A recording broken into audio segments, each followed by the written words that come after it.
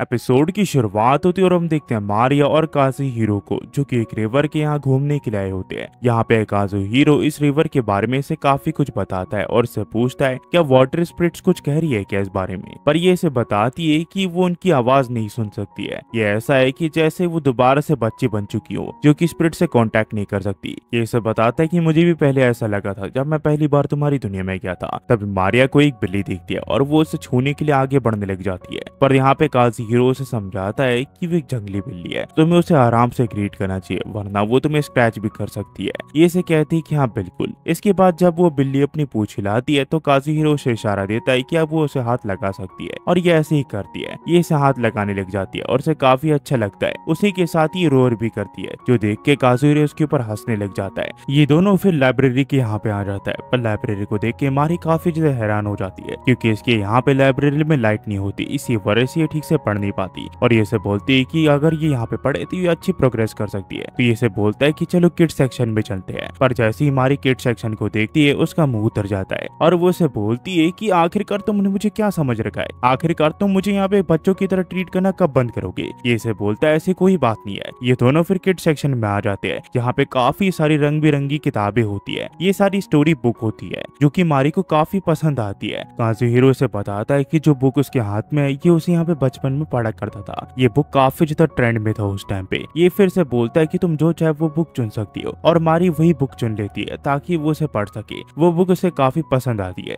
ये दोनों फिर रिसेप्शनिस्ट के पास चले जाते हैं, पर ये काजुहिरो की पुरानी दोस्त होती है जिसका नाम मिचिजू कोरोके होता है। वो काफी समय बाद इससे मिल रहा होता है। ये इसे पूछती है कि आखिरकार ये इतनी सुंदर लड़की तुम्हारे साथ कौन है। ये बताता है कि दरअसल वो मेरे दूर की रिलेटिव है और वो दूसरी कंट्री से आई है। ये इसकी बात सुन के इससे पूछती है कि आखिरकार तुम्हारा नाम क्या है, पर मारी इसकी भाषा समझ नहीं पाती। तो काजुहिरो इसे बताता है कि वो उसकी पुरानी दोस्त है, वो अब लाइब्रेरी में काम करी है। ये फिर से बताता है कि तुम चाहो तो अपनी यहाँ पे जापानीज की प्रैक्टिस कर सकती हो, तुम अपना इंट्रोडक्शन दे सकती हो। और मारी चीज के लिए मान जाती है और अपना इंट्रोडक्शन देती है। ये सुन के चीचू को काफी अच्छा लगता है। वो उसे नाम बताती है और उसके नाम के आगे चांद लगाती है। तो मारी दोबारा से पूछती है कि आखिरकार चांद का मतलब क्या होता है। ये से बताता है कि चांद को यहाँ पे लोग अपने से यंग लोगों के नाम के आगे लगाते हैं या फिर उसे क्यूट करना चाहते हैं तब लगाते हैं। इसका मतलब वो इनडायरेक्टली तुम्हें यहाँ पे प्यारी कह रही है। ये इसकी बात सुन के उसके पास ले जाती है और उसे बोलती है कि तुमसे मिलकर खुशी हुई कुरुके चांद। इसकी ये बात सुन के चीचू काफी हैरान हो जाती है क्योंकि उसके नाम के आगे आज तक किसी ने चांद नहीं लगाया होता है, और वो काफी खुश होती है। यहाँ पे इसे बताता है कि मुझे माफ करना, उसे समझ नहीं आता कि आखिरकार उसे क्या बोलना है। इसी वजह से काफी बड़ी प्रॉब्लम भी हो जाती है। ये फिर से बोलती है कि किता से कहीं तुम उसके ऊपर लाइन तो नहीं मारे हो। ये से बोलता है ऐसा कुछ भी नहीं है, तुम आखिरकार ऐसा कैसे कह सकती हो। ये फिर से कहती है कि मेरे हिसाब से बेटर यही रहेगा कि तुम अभी अपना करंट रिलेशनशिप को मेंटेन करके रखो, पर हाँ मेरे यहाँ पे कोई भी राइट नहीं इसे कहने के लिए। पर ये बात छोड़ो, कहीं तुम्हें अपना एड्रेस चेंज तो नहीं करना क्या। ये सब बताता है कि हाँ अब जब तुमने मेंशन कर दिया है तो मैं कुछ समय पहले ही नई जगह में मूव हूँ। पर जब ये इसका कार्ड देखते हैं तो उसे पता चलता है ये उसी अपार्टमेंट में रहता है जहाँ पे ये रहती है। ये बोलती है ये तो काफी अच्छा कॉन्फिडेंस है। तभी ये से पूछती कि काजुही वो क्या कह रही है। ये सब बताता है कि दरअसल वो सेम अपार्टमेंट पे रहती है जहाँ पे मैं रहता हूँ। तभी यहाँ पे इचिजी से बोलती है कि अगर पॉसिबल हो तो मैं यहाँ पे मार्बेला सान की यहाँ पे दोस्त बनना चाहूंगी। ये सब बताता है कि हाँ जरूर क्यों नहीं। ये फिर मारिया को इस बारे में बताता है। मारिया से बताती है कि हाँ मुझे से कोई भी प्रॉब्लम नहीं है, मैं उसकी दोस्त जरूर बनना चाहूंगी। और ये कहते हुए ये इसका शर्ट खींच रही होती है, जिस वजह से समझ आता है ये थोड़ी नर्वस है।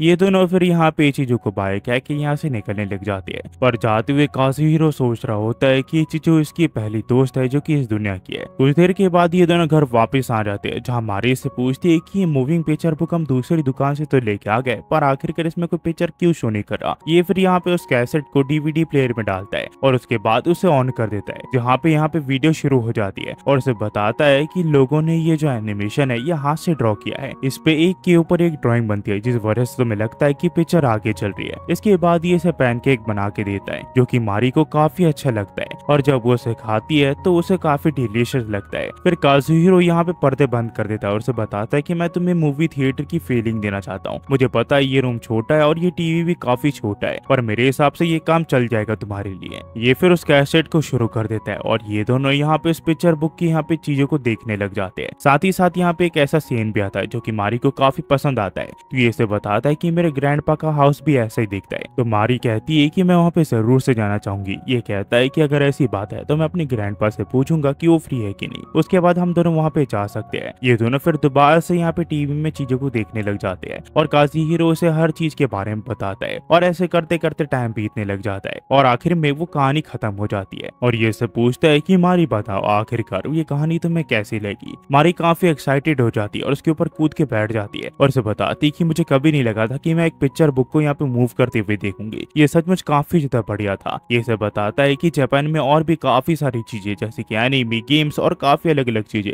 जिसे तुम एक्सप्लोर कर सकती हो, तुम्हें काफी मजा आएगा। ये से बताती कि यार ऐसी बात है तो मैं जापानी जल्दी जल्दी हो सके तो जल्दी सीखना चाहूंगी, मुझे हर चीज को अच्छे से यहाँ पे महसूस करना है। ये फिर इसके पास आने लग जाती है तो काज़ुहिरो घबराता है और उसे पूछता है कि आखिरकार तुम ये क्या करना चाहती हो। पर मारिया से बोलती है कि क्या मैं उस डीवीडी को दोबारा से देख सकती हूँ क्या। ये से कहता है कि हाँ जरूर, पर मैं अब तुम्हारे लिए खाना बनाने के लिए जा रहा हूँ। और ये इसके लिए खाना बनाने लग जाता है। पर जब ये खाना बना रहा होता है यहाँ पे एक जोरदार अर्थक्वेक आता है जिस वजह से आसपास का सामान हिलने लग जाता है और ये देख के मारी काफी ज्यादा डर जाती है और इसे बोलती है कि पूरी जगह हिल रही है। काज़ुहिरो घबरा जाता है क्योंकि ये बिना कपड़ों के आई होती है, ये दरअसल नहा रही थी। काज़ुहिरो से कहता है कि मैं सब कुछ ठीक कर दूंगा, चिंता मत करो, पर सबसे पहले तुम अपने कपड़े पहन लो। ये चीज देख के ये भी घबरा जाती है और चिल्ला देती है। इसके बाद ये कपड़े पहन के आती है और से माफी मांगती है। पर काज़ुहिरो से कहता है कि मुझे माफ कर दो, इसमें तुम्हारी गलती नहीं, मुझे तुम्हें बताना चाहिए था कि जापान में अर्थक्वेक नॉर्मल है। ये दोनों फिर खाना खाने के लिए बैठ जाते हैं जहाँ पे काज़ुहिरो से बताता है कि दरअसल ये फ्रेग्रेंस इंडियन स्पाइसेस की, आज मैंने खाने में इंडियन स्पाइसेस और जापानीज स्पाइसेस को मिक्स किया है। और जब मारिया इसे खाती है तो उसे काफी बढ़िया लगता है। ये इसकी तारीफ करते हुए कहती है कि कड़ी जैसे ही मुंह में जा रहा है वो एक्सप्लोर कर रहा है और वो काफी ज्यादा बढ़िया है, ये सचमुच काफी ज्यादा डिलीशियस है। खाना खत्म करने के बाद मारिया बोलती है कि इस दुनिया में एंजॉय करते करते मैं तो भूल ही गई कि हमें वापस भी जाना है जहाँ पे हमें खतरे का सामना करना है। ये बोलता है कि तुम घबराओ मत, पर ये कहती है कि तुम इतने ज्यादा रिलैक्स कैसी हो, तुम्हें पता है ना हम उसी जगह में वापस जाएंगे जहाँ पे हम मरे थे और इसी वजह से हमारी जान को फिर भी खतरा रहेगा। ये सब बताता है कि मैं तुम्हें एक हिंट देना चाहता हूँ, जो हम कल नहीं कर सकते थे आज वो हम कर सकते हैं। ये बताती है कि हाँ मैं समझ गई, तुम यहाँ पे एक दिन में लॉन्ग डिस्टेंस का यूज कर सकते हो। ये बताता है कि हाँ, पर फिर भी एक प्रॉब्लम है जिसे हमें सॉल्व करना पड़ेगा। ये कहती है कि हाँ तुम उस बच्चे के बारे में सोच रही हो ना, मुझे लगता है कि उस बच्चे को यहाँ पर लोगों ने पकड़ रखा है और उस बच्चे से वो जबरदस्ती उस मॉन्स्टर को बाहर निकलवा रही है, हमें कुछ न कुछ जरूर करना पड़ेगा। ये फिर उसे कहता है कि चाहे जो हो, अगर उन लोगों ने उसे पकड़ रखा है तो मैं किसी भी हाल में उस बच्चे को यहाँ पे छुड़ा के रहूंगा। ये फिर से बताती है कि मैं इस बारे में श्योर तो नहीं हूँ, पर ओल्ड रिकॉर्ड्स कहते हैं कि कैट्रेस हाफ पीस जो है वो यहाँ पे मैजिक स्टोन को यूज करने में काफी ज्यादा माहिर होते हैं। मुझे पता नहीं कि आखिरकार वो कैसी रेस है क्योंकि मैं उस बच्चे को ठीक से नहीं देख पाई थी, पर हाँ हमें यहाँ पे चौकन्ना रहना पड़ेगा ताकि हम उस बच्चे को छुड़ा सके। ये दोनों फिर यहाँ पे सोने के लिए चले जाते हैं जहाँ पे काज़ुहिरो इसे वही कैट की स्टोरी सुनाता है जो कि वो बचपन में पढ़ा करता था, जो कि उसे काफी अच्छी लगा करती थी। बचपन के समय वो अपने ग्रैंडपा के साथ रहा करता था और वो वहीं पे पला पड़ा है और उसी दौरान वो दूसरी दुनिया में गया जहाँ पे वो मारी से मिला। इसके बाद मारी यहाँ पे सो जाती है और उसके साथ काज़ुहिरो भी। फिर जब इनकी आंखें खुलती है तो ये दूसरी दुनिया में होते हैं जहाँ पे मारी से गुड मॉर्निंग कहती है, पर इसे बताती है कि लगता है वो मॉन्स्टर यहाँ पे चला गया। ये दोनों फिर यहाँ पे पार्टी फॉर्म करते हैं ताकि ये दोनों दूर भी रहे तो ये एक दूसरे के साथ या चैट के थ्रू बात कर सके और अपने प्लानिंग को जारी रख सके। वही हमें उस बच्चे को दिखाया जाता है जिसे अभी भी उन लोगों ने बंद कर रखा होता है।